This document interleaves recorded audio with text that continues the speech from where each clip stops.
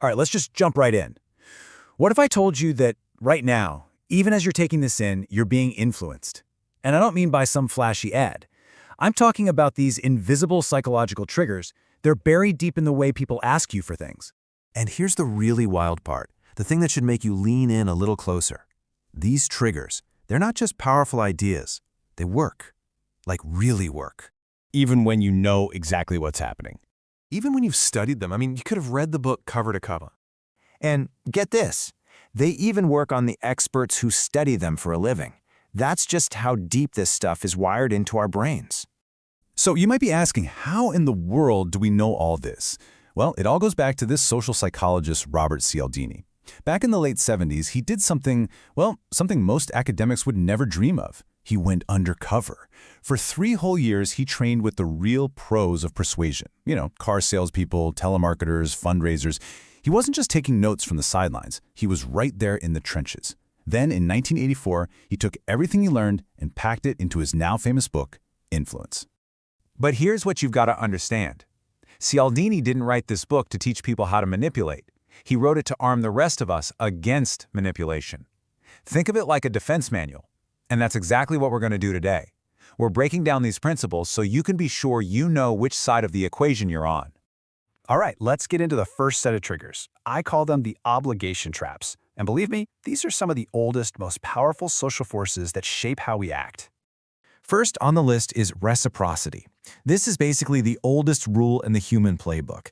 If someone gives you something, you feel this incredibly strong, almost overwhelming need to give something back. Now, what's so fascinating is how easily this can be, faked. Cialdini's classic example is the Hare Krishna movement. They figured out that if they just gave someone a flower, a gift you didn't ask for, maybe you didn't even want, their donations just shot through the roof.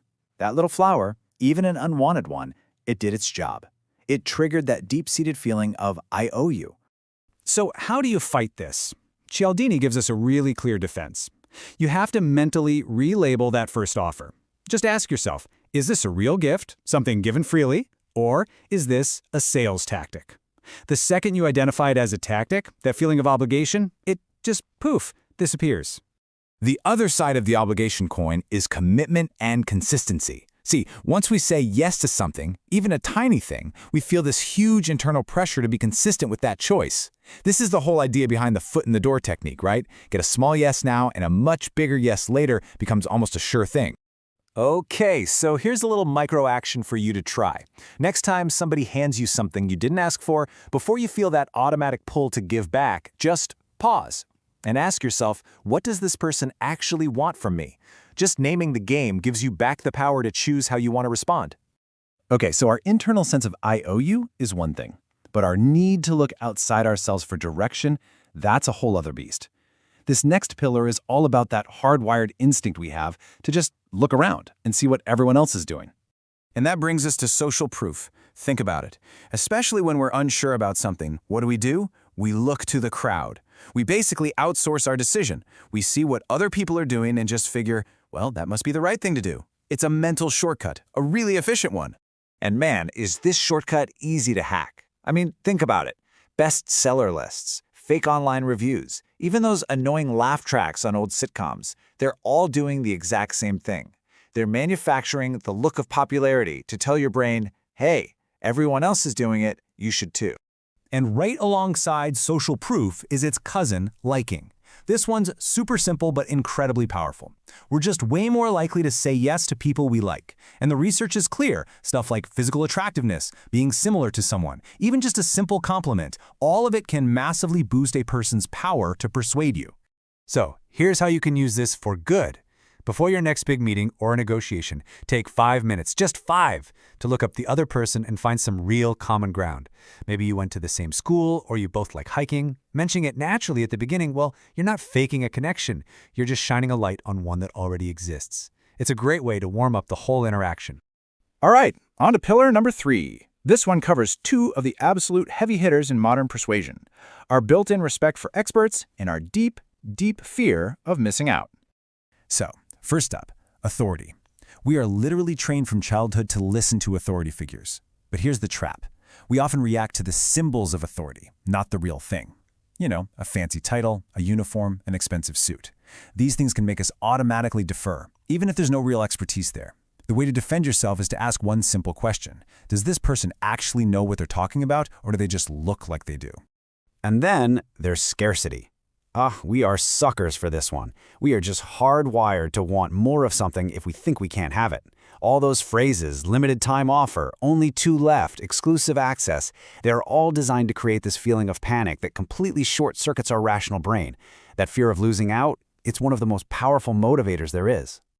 So here is your secret weapon against this. The moment you feel that emotional rush, that urgent need to buy, now, that is your signal to slow down, not speed up.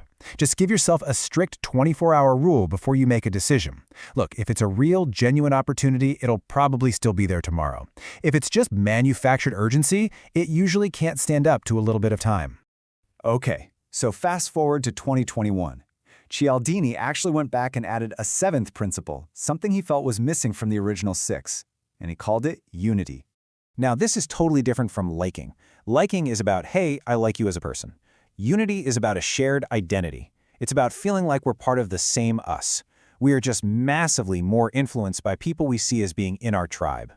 This hits that deep, fundamental need to belong, and it's why talking about a shared identity is so powerful, whether it's in politics or just in your favorite brand's community. And that brings us to what I think is the most important part of all of this. Because look, after hearing about all these weapons of influence, it's really easy to get a little cynical, right? But Cialdini's goal was never to teach manipulation. It's about understanding the very building blocks of good, effective communication. And this right here is the key to the whole thing. The real difference between being a manipulator and being an ethical influencer is all about the gap between how things look and how they really are. Manipulation is when you use these tools to create a fake reality, fake reviews, fake authority, but ethical influence, that's when you use these same tools to shine a spotlight on what's genuinely there. Real testimonials from happy customers, your true expertise, actual scarcity. It's about closing the gap, not making it wider. So, let's wrap this up with a simple checklist you can start using today. 1. When you feel that emotional pull, that feeling of being rushed or obligated, just pause and name the principle that's being used on you. Just putting a name to it gives you your power back. 2. If you're the one doing the persuading, check yourself. Are you using these principles to reflect the real truth and value? And 3. Make that 24-hour rule a habit for any decision that feels super urgent.